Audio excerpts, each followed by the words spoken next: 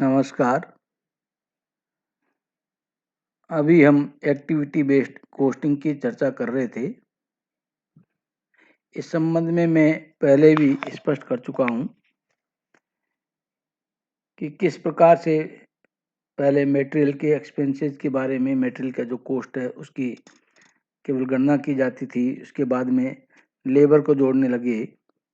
फिर धीरे धीरे जब व्यवसाय का विकास हुआ तो ओवरहेड की बात आने लगी। ओवरहेड को ट्रेडिशनल कॉस्टिंग सिस्टम के आधार पर अलोकेशन की बात आई। फिर मार्जिनल कॉस्टिंग के संबंध में चर्चा की। और अब जब लार्ज स्केल पर हमारा बिजनेस होने लगा है तो एक्टिविटी बेस्ड कॉस्टिंग की चर्चा की, जिसके संबंध में मैंने मेरे पुरानी बातचीत थी इस विषय पर अनेक उदाहरणों के द्वारा आपको समझाने का प्रयास किया। गतिविधि आधारित लागत लेखांकन के अर्थ के संबंध में जब हम चर्चा करते हैं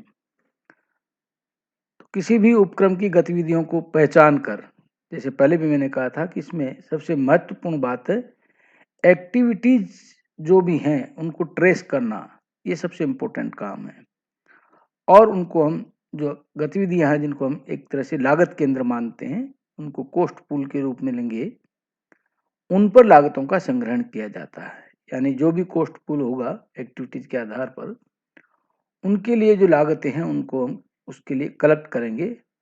और इसके बाद में गतिविधि लागत केंद्रों की जो लागत है उसको हम कोस्ट ड्राइवर के आधार पर बांट करके विभिन्न उत्पाद हैं, सेवाएं हैं या अन्य लागत लक्ष्य हैं, उनसे उन संबंधित गतिविधियों के आधार पर उनका वितरण करेंगे। यहाँ पर गतिविधि आधारित लागत लेखांकन में सबसे बड़ी बात यह है कि अप्रत्यक्ष संसाधनों पर ध्यान दिया जाता है। ये ऊपरी लागत के कारणों को निर्धारित करता है। इस विधि में हम प्रत्यक्ष सामग्री, प्रत्यक्ष श्रम और प्रत्यक्ष व्यय का पहले वितरण कर लेते हैं। उसके बाद में अगला जो कदम है हमारा विशेष उत्पाद के द्वारा अप्रत्यक्ष संसाधनों की मांग की परीक्षा करना है। और ये जो परीक्षा करना है वो 3 नियमों पर आधारित है। सबसे पहला तो है उपयोगी संसाधनों पर हम विशेष ध्यान दें। फिर ऐसे संसाधनों पर जोर जिनका उपयोग अलग अलग उत्पादों में विचरण करता हो, यानी उत्पादों में उसका उपयोग अलग अलग मात्रा में होता हो। और तीसरा है ऐसे संसाधनों पर विशेष ध्यान जिनकी मांग की प्रवृत्ति परंपरागत वितरण आधारों, जैसे पहले हम करते थे प्रत्यक्ष सामग्री, प्रत्यक्ष श्रम एवं प्रसंस्करण समय इत्यादि से सहसंबंधित नहीं हो। इन 3 नियमों के आधार पर हम ये विशेष उत्पाद पे अप्रत्यक्ष संसाधनों की मांग की परीक्षा करते हैं। इन 3 नियमों के पीछे तर्क यह है कि लागत गतिविधि की होती है, उत्पाद की नहीं होती है। उत्पाद तो गतिविधि का उपभोग करता है। तो मुख्य रूप से हम इसमें गतिविधियों की पहचान करना, उनको लागत केंद्र के रूप में मानना, फिर लागतों का संग्रहण करना और गतिविधि लागत केंद्रों की लागत को विभिन्न उत्पादों में, सेवाओं में, कॉस्ट ऑब्जेक्ट हैं उनमें बांटना, ये प्रमुख रूप से हमारे सामने निकल करके आता है। अब इसको एक तरह से हम परिभाषित यदि करते हैं तो परिभाषा के रूप में हम इसको इस तरह से कह सकते हैं कि गतिविधि आधारित लागत लेखांकन वह है जिसमें पहले लागत को गतिविधियों पर तथा बाद में उत्पाद पर लगाया जाता है। यानी activity based costing is that in which costs are first traced to activities and then to products। ये प्रोफेसर जवाहरलाल की एक डेफिनेशन है जिसको मैं आपके सामने रख रहा हूँ। अब गतिविधि आधारित लागत लेखांकन की क्या विशेषताएं, characteristics of ABC activity based costing. तो पहली विशेषता तो यह है कि ये स्थायी एवं परिवर्तनशील लागतों में गुणात्मक अंतर करती है। यानी qualitative distinction between fixed cost and variable cost. जो एक्टिविटी बेस्ड कॉस्टिंग है उसमें परंपरागत लागत लेखांकन की तुलना में स्थायी और परिवर्तनशील लागतों में गुण धर्म के आधार पे लेखा किया जाता है। इससे होता यह है कि प्रबंध को लागत सूचना प्रणाली की स्थापना के लिए अधिक सूचना प्राप्त हो जाती है। दूसरी इसकी जो विशेषता वो ये है कि लागत व्यवहार के बारे में महत्वपूर्ण आधार, यानी important basis for cost behaviour. जो परंपरागत लागत लेखा प्रणाली है उसकी तुलना में एक्टिविटी बेस्ड कॉस्टिंग में लागत ढांचे का जो व्यवहार है वो विश्लेषण से अधिक उसका वास्तविक आधार, उसके स्केल, डाइवर्सिटी, इवेंट्स और टाइम, ये इसके महत्वपूर्ण आधार हैं जिनके आधार पर एक्टिविटी बेस्ड कॉस्टिंग की जाती है। तीसरा जो इम्पोर्टेंट एक पार्ट है जिसके बारे में मैं अभी पहले ही बता चुका हूँ, लागत चालक, कॉस्ट ड्राइवर्स। इसमें कॉस्ट ड्राइवर्स की पहचान की जाती है।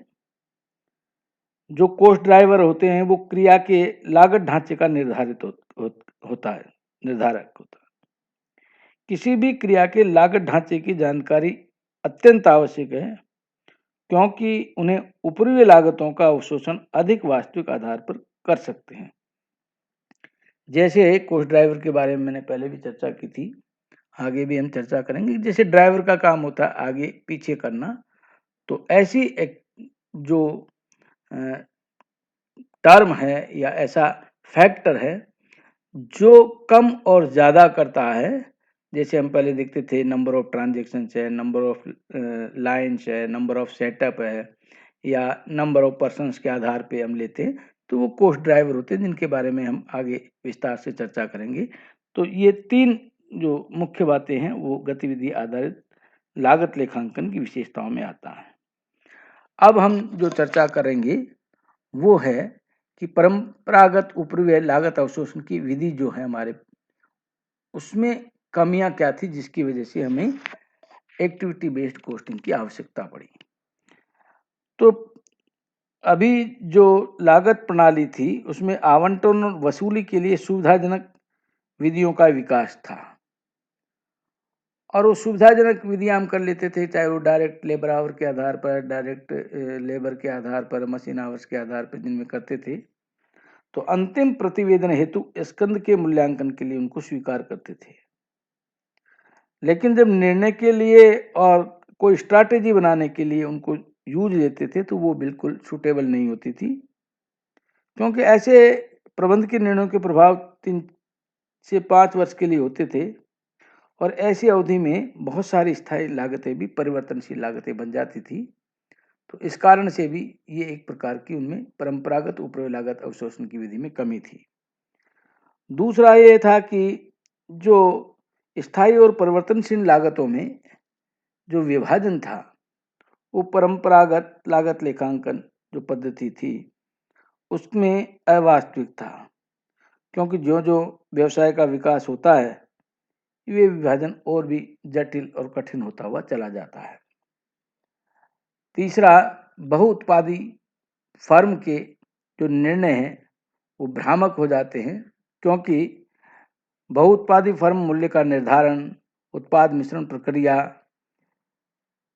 उसकी तकनीक, उसके बारे में जो निर्णय लेती थी वो परंपरागत लागत लेखांकन में उपरिव्यय लागतों की गणना, उनके वर्गीकरण, विभाजन, वसूली, इनमें भी बड़ी कठिनाइयाँ आती है। तो इस कारण से भी वो उपयोगी नहीं रहती थी। नेक्स्ट आता है इसमें लागत ढांचा परिवर्तित होता रहता है, क्योंकि विशेषतः प्रत्यक्ष श्रम लागत का भाग कुल लागत में बहुत कम हो जाता है। आज जितना हमारा व्यवसाय बढ़ रहा है तो उसमें धीरे धीरे इस विस्तार के साथ साथ ये होता जा रहा है कि उपरिव्यय के खर्चे तो बहुत बढ़ते जा रहे हैं, ओवरहेड कॉस्ट बढ़ती जा रही है, और डायरेक्ट लेबर वगैरह भी घटती भी जा रही है। आज हम देखें, एक उदाहरण से भी इन चीज़ों को समझ सकते हैं कि जैसे पहले हम सुपरवाइजर के लिए कई सारे सुपरवाइजर लगाते थे ताकि वो सुपरवाइजिंग का काम कर सकें, लेकिन आज सीसीटीवी कैमरा आ गया है तो आज बहुत सारे सुपरवाइजर्स की आवश्यकता नहीं है। तो इस प्रकार के परिवर्तन भी आने से इस पे एक प्रभाव पड़ा है।